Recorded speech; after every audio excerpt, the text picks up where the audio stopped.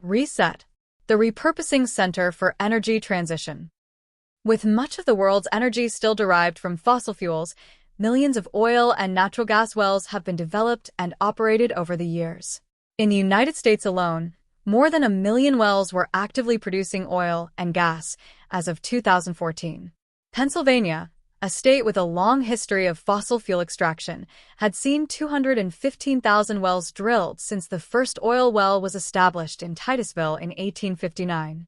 In 2019, Pennsylvania's operational wells produced over 6.8 trillion cubic feet of natural gas, making it the second-largest natural gas producer in the nation.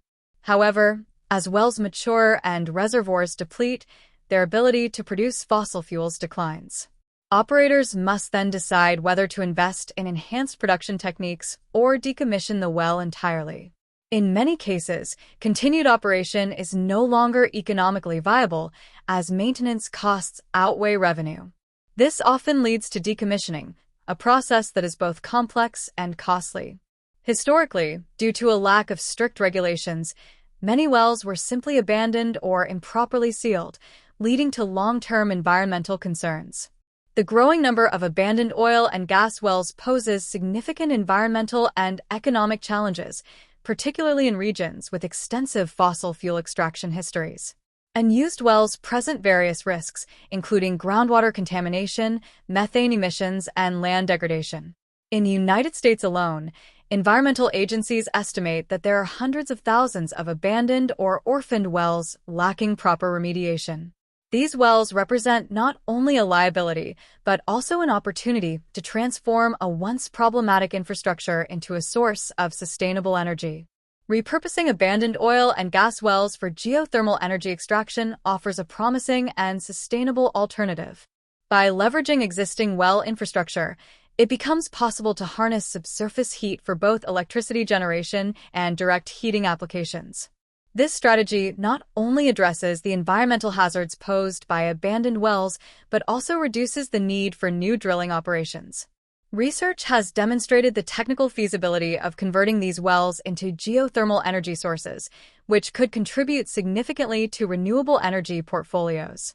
However, several challenges must be addressed, including assessing well integrity, ensuring economic viability, and retrofitting older wells for geothermal applications.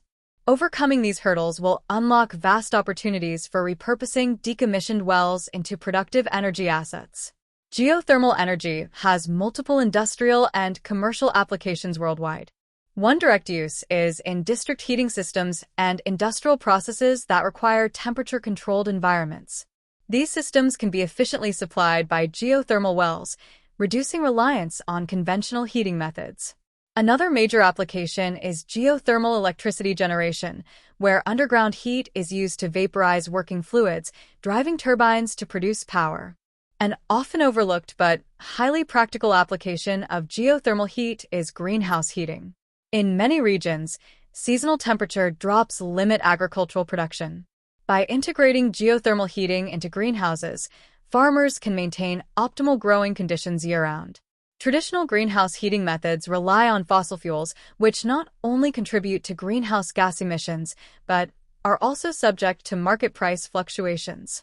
To address these concerns, renewable energy sources such as solar air heating and geothermal heat pump systems are being integrated into greenhouse operations. Solar air heating captures the sun's energy to provide a sustainable, cost-effective heating solution. Meanwhile, geothermal heat pumps utilize the Earth's stable underground temperatures to maintain consistent warmth within greenhouses. By adopting geothermal and other renewable heating technologies, greenhouse operations can improve sustainability while reducing carbon footprints. These advancements contribute to both environmental protection and the long-term viability of agricultural production in cold climate regions.